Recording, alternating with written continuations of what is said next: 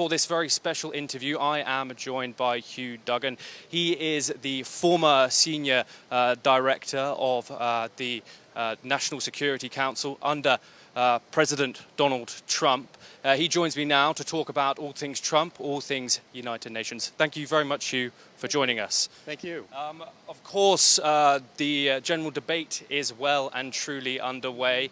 We have seen a plethora of leaders give their speech. Of course, this week started with Brazil, and then we went full guns blazing into a Donald Trump speech, where he opened with some statements saying, what is the point in the UN? Of course, founded in 1945, 80 years it celebrates this year.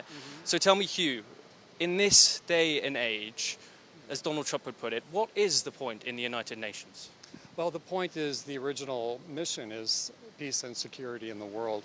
The organization has strayed from this core mission in such a way that it's hard to realize that that is the core mission. There are so many peripheral activities, many of which are operational on the ground, costing great deals of money, and the results have not been very promising. When the president took office, he and his Secretary of State said, we have to look at our foreign policy.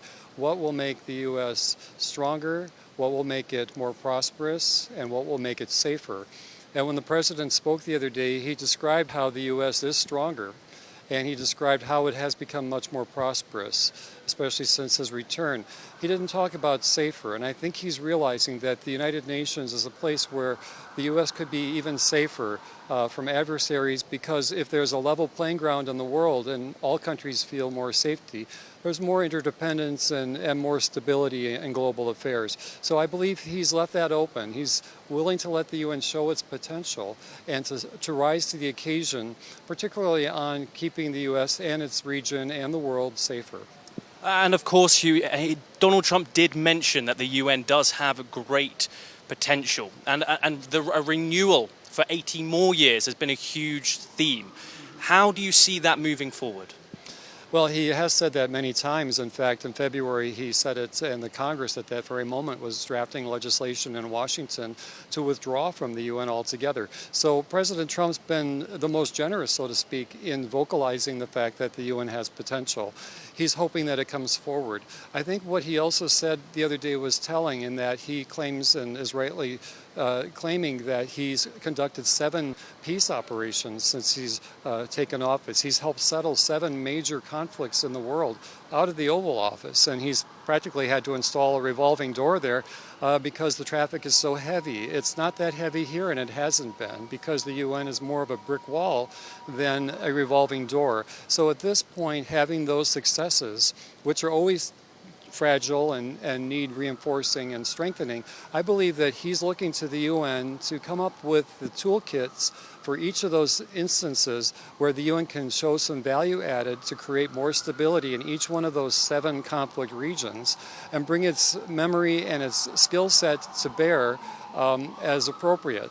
And let's see if the UN recognizes that. When I say the UN, I mean principally the Secretariat, the cadre of individuals in New York.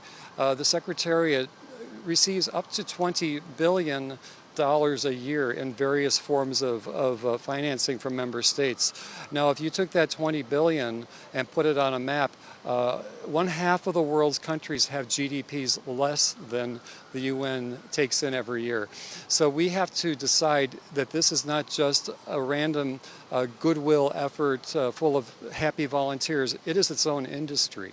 And in the world, multilateral organizations all together have become a multilateral organization industry. And when you sum up their value, it comes to $67 billion a year, which puts them on par with major world industries like automotive and agriculture and food. And so we need to establish a Wall Street desk to identify when the multilateral organization is functioning well, when it's stakeholders' interest to continue investing in that multilateral, or if it's time to sell our interest or move on, or just wait to see if it improves.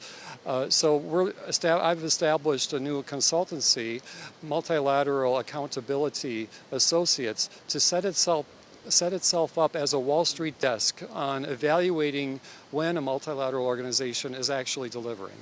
Yes, and Hugh, you cited those 7 wars that President Trump has a claim to, and some critics would say that, especially in certain conflicts, when it comes to that of India and Pakistan, for example, India claims that Donald Trump did not, in fact, end that war. They said that it was a mutual decision that came from both parties.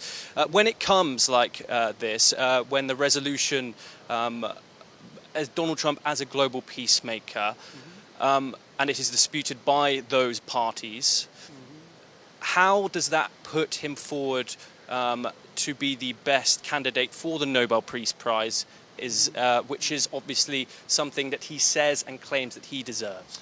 Well, he certainly had a catalytic effect on all of those peace processes, some much more forcefully than others, but catalytic nonetheless, and certainly in the India-Pakistan case too. He said from the podium the other day that he doesn't care who gets the credit. Basically, he said his big prize would to see the stop of conflict and the cessation of senseless killing of civilians and most importantly in the world. So at this point it's not so important who takes the credit, but it's undeniable that in fact there have been breakthroughs. And now, regardless of who takes the credit, the United Nations has a toolkit, I believe, that it needs to fashion and to provide and offer advice when asked in order to maintain that stability, especially in India and Pakistan. It's had machinery there for a long time in the form of peacekeeping operations and other on-the-ground activity. It needs to catalyze a better operation. If it's there for decades, it's not succeeding in any way. It's holding a situation in freeze. It's a cryogenic process if the organization, the UN, is not actually moving the process beyond where it sits in India and Pakistan. So that is the UN's risk and challenge right now, to demonstrate its value, particularly to that region, and come up with innovative ideas. We have thousands of people in the Secretariat, billions of dollars of resources. We'd like them to provide some creative, out-of-the-box thinking for a century that's going to be very much out of the box. Yes, and of course, as we go back to that point of Donald Trump saying that the United Nations has brilliant potential. Of course, he made a controversial decision to not allow any of the Palestinian Authority to have any visas. Of course, when the United Nations was founded, New York was set up as the hub of this organization.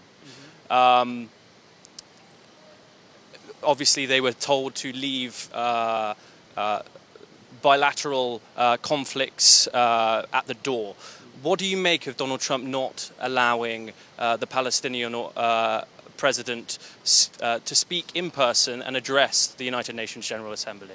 Well, the president is the chief executive officer and the chief law enforcer in this country. In fact, there is U.S. legislation that enables the United States to ascertain if anyone coming into this country poses a threat to the safety and security of Americans. And in their calculations in Washington, they assess this request for visas from those individuals, and through the process, which I'm sure is kept extremely confidential, they determined that in this case, we fear for the safety and security of American society, so to speak, by allowing these individuals in. So he's acting under the U.S. law when it comes to that matter. Okay, and now I wanted to ask you, of course, about the terrible situation in the Middle East. We saw Donald Trump speak about the Israeli captives that are being held within the Gaza Strip.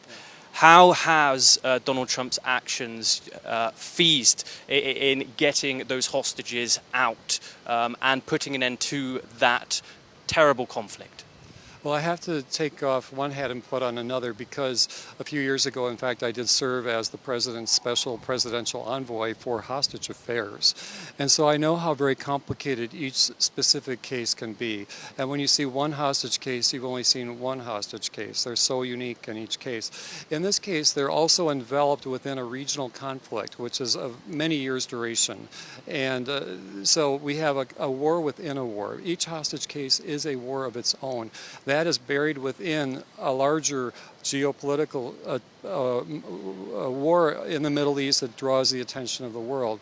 So his calls for releasing the hostage are well placed. We haven't heard enough of these calls from anybody in the world. We seem to have forgotten of the daily human suffering that those individuals are enduring. I have to say the media and the public in general may have gotten numb to the hostage phenomenon, having experienced so many of it, so many cases in the last few years. But the cases, for the most part, have been successfully resolved, like the Brittany Griner case, and out of Moscow, the Gershkovich case, the Wall Street Journal. But these individuals, now dead, many dead, are still hostage, and we will fight until the end to bring them home, whether they're dead or alive. And the president's call is well placed, and in fact, I believe the U.S. could be even more vociferous in stating that if you take an American hostage, that's an act of war. That's a separate war than the Mideast crisis, and we might mobilize to that effect. Okay, Hugh, let's now move back to the United Nations and the future of it. The United Nations Security Council, of course, and the reform of it. We see the victors of the Second World War all get permanent seats in that council. Some critics say that is an outdated system nowadays. What are your thoughts on that? Do you think that needs reforming to reflect the world of 2025? Absolutely not. And that's a surprising answer, and it's definitive. Do you remember the League of Nations? It didn't last very long. There was no veto provision in the League of Nations. So the most consequentially powerful countries in the world had no incentive to stay at the table. In the veto situation, if you're a powerful country and you're not at the table, you're on the menu, because the others at the table will slice you up. You have to be there to defend yourself. And how does a country defend itself? It vetoes a measure that calls upon it to be more constrained than it had been. Now, I'm not saying that that moves the ball forward, but what it does do, it keeps them at the table. And that is something we can't underestimate. A strong value of the United Nations is its power to convene, to bring to the table. We see over 140 heads of state here this week. That's a remarkable fact. It didn't exist up until 1995 or so. So the power to convene is unmistakably strong. We have to have the power to keep them here, keep them at the table, even if they're disagreeing on a certain issue or topic. That is so valuable, even if we're just reading each other's body language. If you're not at the table, you're either on the menu or you're out there creating havoc in the world. If Russia or China, the US, France, or the UK were so angered and miffed about a decision here that they stormed off and decided to deploy their nuclear weapon. They decided to upset the balance of power, so to speak, in their sphere.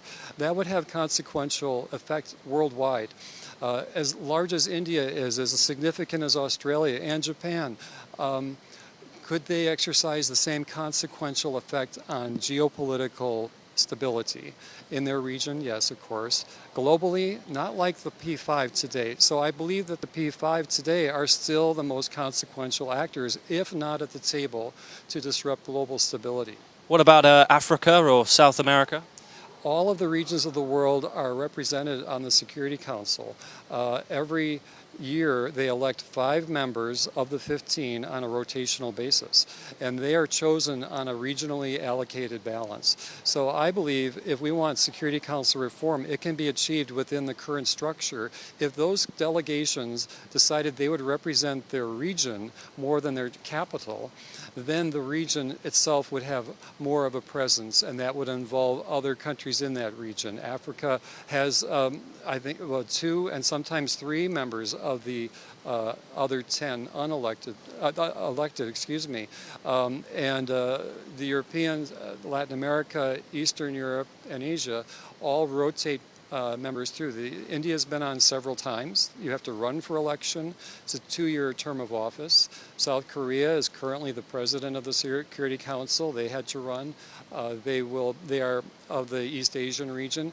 So each of those countries, I think, needs to be approached by their regional cohort and say, we need to have coffee more often. You need to bring our views with you, not just your capital's views. And in that way, yes, then the council is expanded. And finally, I just wanted to ask you about US and India relations. Of course, a little bit tense under Donald Trump nowadays, of course, with these 50% tariffs being imposed, 25% reciprocal trade tariff, and then a further 25% for the purchase of Russian oil. And then we have this added H-1B visa 100,000 fee. How do you see India-US relations developing for the next 3 years under Donald Trump? Well, each one of those incidents you cite makes the news each day. A trademark quality of this president is his unpredictability in negotiations, in advancing American foreign policy interests around the world. It's a good thing to be a little unpredictable with your foes and sometimes with your allies. The fact is he's unpredictable but dependable. And I believe the United States is predominantly a dependable ally of India, as India has remarkably developed, as it represents the largest population of any country in the world recently, and congratulations. And also the fact that it's a huge democracy. And its skill set is unparalleled, and it's very strongly participating in the global economy on fair market terms. So how can you not love that? So yes, we have spats, news bits here and there. Some seem a bit more jagged than others, but unpredictability put aside, it's a dependable relationship, and India is going to continue to play a leading role, not just in the region, looking at China and other adversarial threats, but I believe internationally and globally, it's always been a strong voice at the United Nations, representing not just itself, but many other countries, have always been in its close orbit and felt very confident that when India took the microphone, they each didn't have to repeat after them. So when it comes to UN reform in particular, I have to note that India has no UN offices. Many countries have some type of, Costa Rica has a UN university, for instance, and Jordan has a regional commission, and Nairobi, Kenya, and Canada. India hosts not a single, and I think that that's a severe misstep. And so one of my proposals on reform is that the UN Development Program, why is it in Midtown Manhattan? It should be closer to the developing needs and the people of the world that depend upon its work. So my proposal is that it be moved to India, and that India finally host not just any UN office, but a significant and a major operation in which it has expertise, where it's geopolitically located, and also the development needs of the world are on display in India.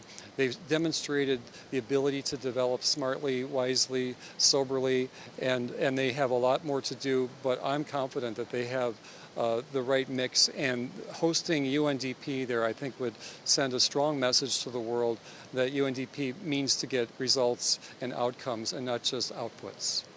Hugh Duggan, thank you very much for joining us. Pleasure to have you. Thank you. Well, that is all that we have time for, but we will, of course, bring you all the updates here from the 80th UNGA. Thank you very much for joining us.